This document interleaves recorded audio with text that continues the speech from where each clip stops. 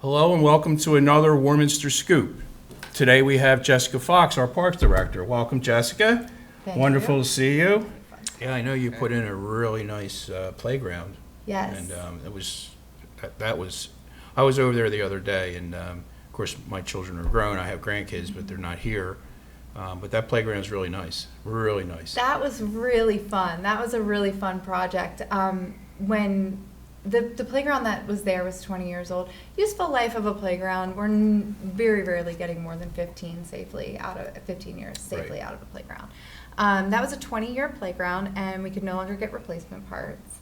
And when Kathy and I sat down to say, okay, what do we want to do here? We went back to the history of the site, and we thought, okay, let's pay homage to the space program and the things that were happening here before we were here. Right, so a little bit of history built into the playground. Yes, Yes. and then that's a new style of playground. It took some getting used to for some people. So no, we don't like this. We want our ramps back, and then we found that the kids absolutely loved it. Right. It was the adults that were reaching back for some nostalgia of what they thought a playground should be. Right. So the kids Right. absolutely loved it, and then the adults started to come along. And this playground is not only ADA accessible from a physical standpoint, it also is designed with neurodivergent children in mind. So the playground has things like communication boards. Yes, I saw those as well. For Yeah. nonverbal children. Mhm. It has different areas where children can retreat. We have rocker bench and then a regular bench. So different things that we have found over the years from a Parks and Rec standpoint, but also what we've learned from the professionals in the field. This is what inclusion is all about. Right. So any child with a physical disability is going to be able to play here.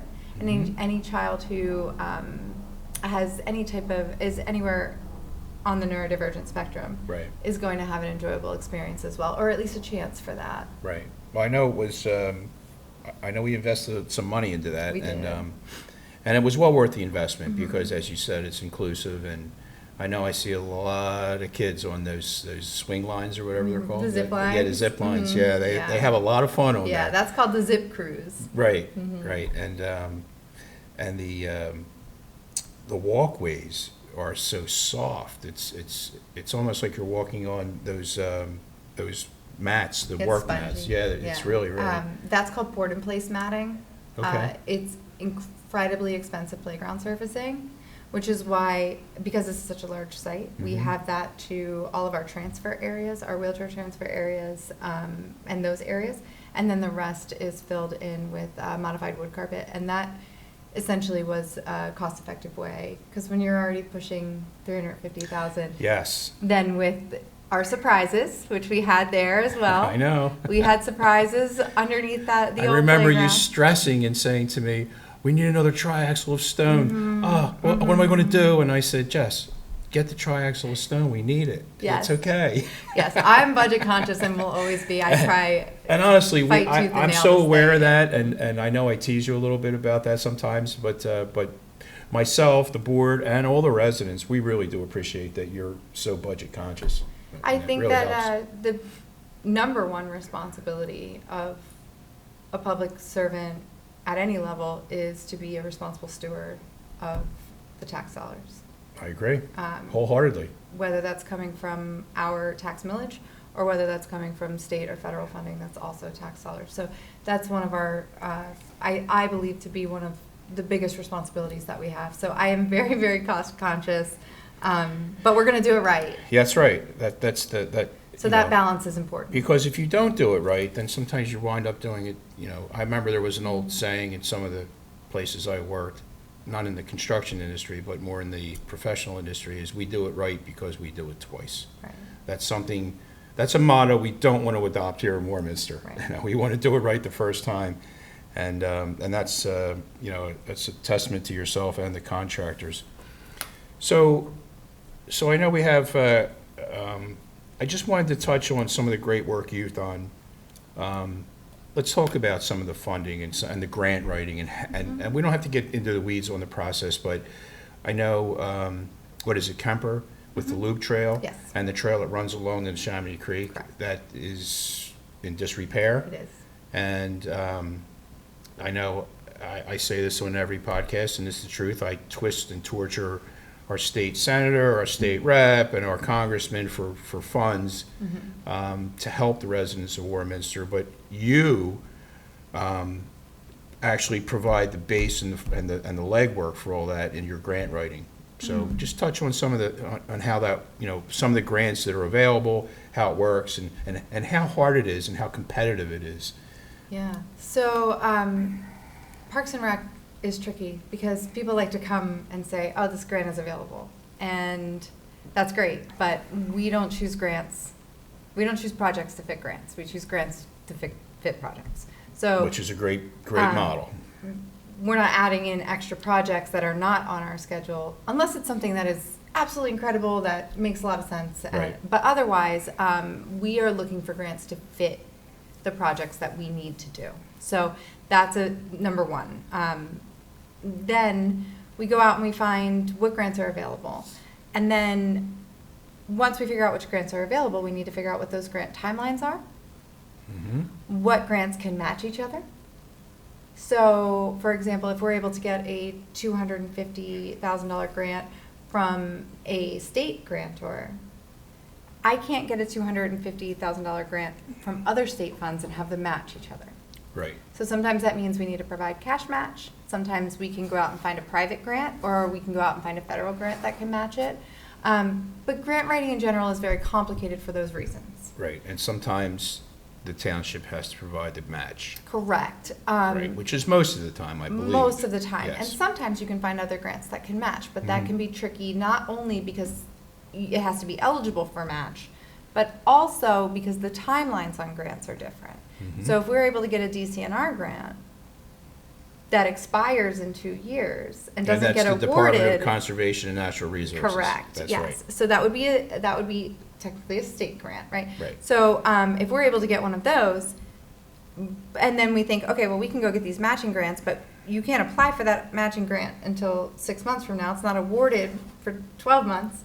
Then the timelines may not match up on the grants. That's right. And then you're either relying on extensions, which may or may not be given, Yeah. or the grant money expires and then you're left footing the bill for all of that. So it can be very complicated when deciding how we're going to fund things, if we're going to use grants and how we're going to use grants.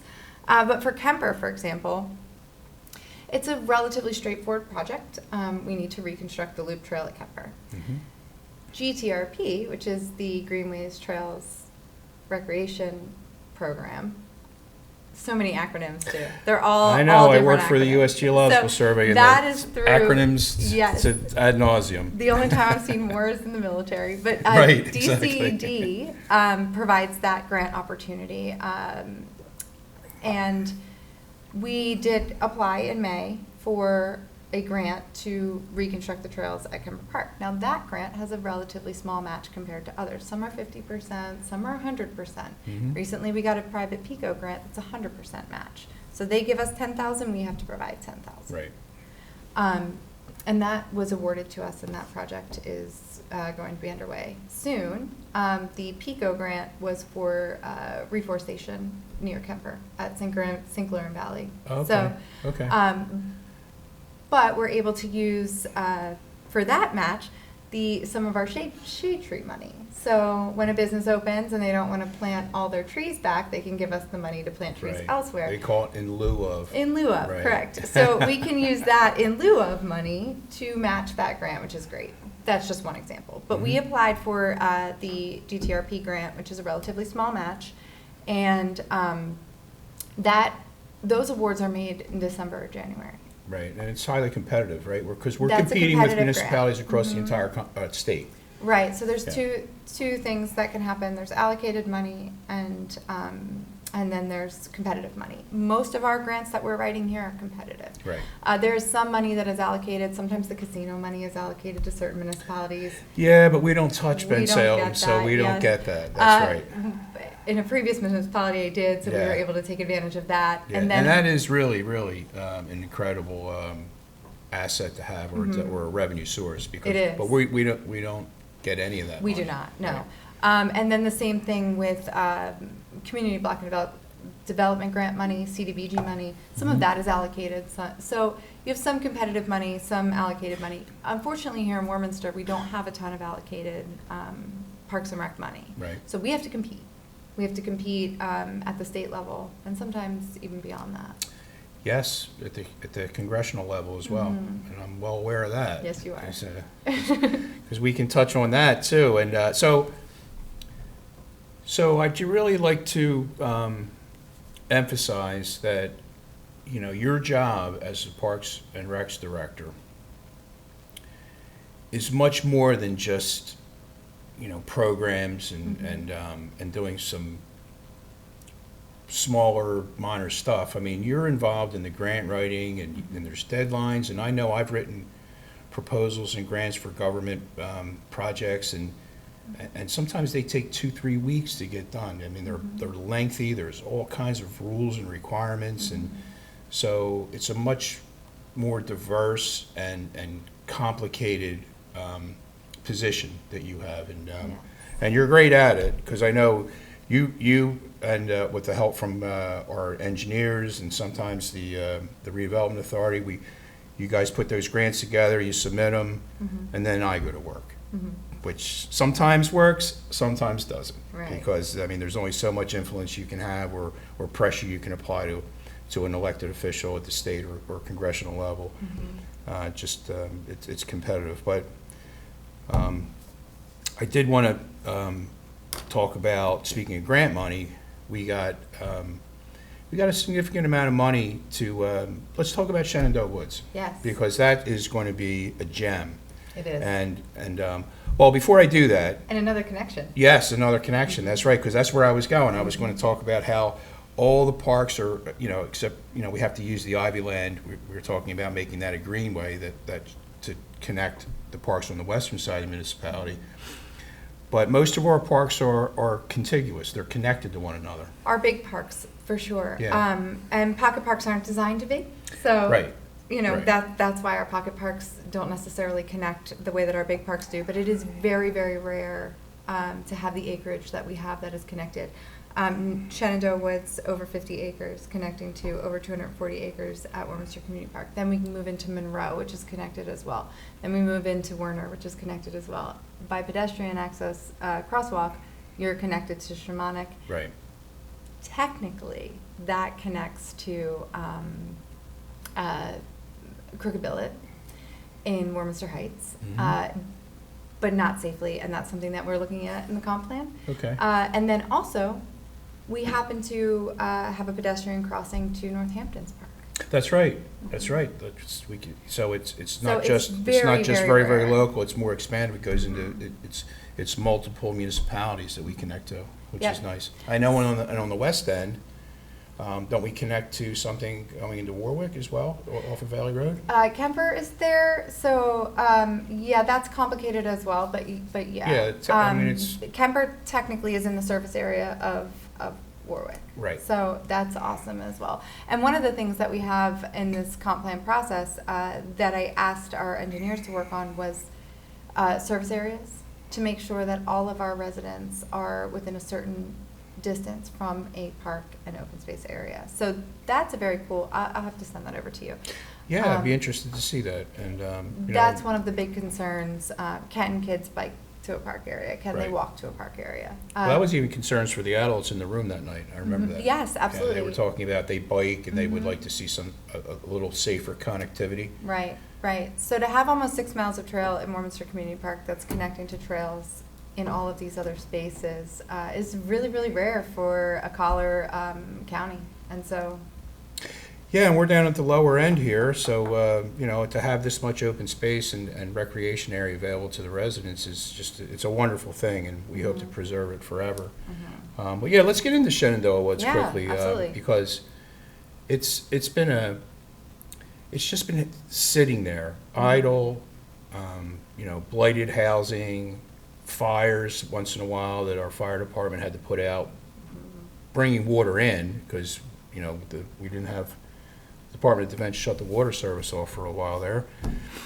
But we were able to secure some money through Congressman Fitzpatrick and some other funds, and we tore down all the houses. Yes. And now what's left, and we still have funds left, out of that $1.5 million, that we're going to pull up all the foundations, because it's still a little unsafe over there. Correct. And then we're going to pull up the driveways, and then we're going to go to work, designing.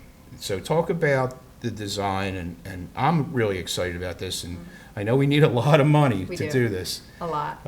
Which Yeah. I've asked for, and told I can't give it to you all at once, or we can't give it to you all at once, if at all. But I'm going to be persistent on that. I know I asked for another $15 million to finish that, but there's a lot of site work, Yes. and then I'm going to let you take it away and you tell us what you have planned there, because it's fantastic.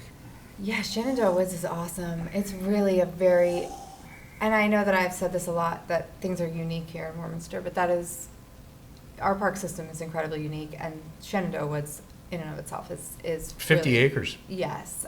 So we obviously plan to connect to Warminster Community Park.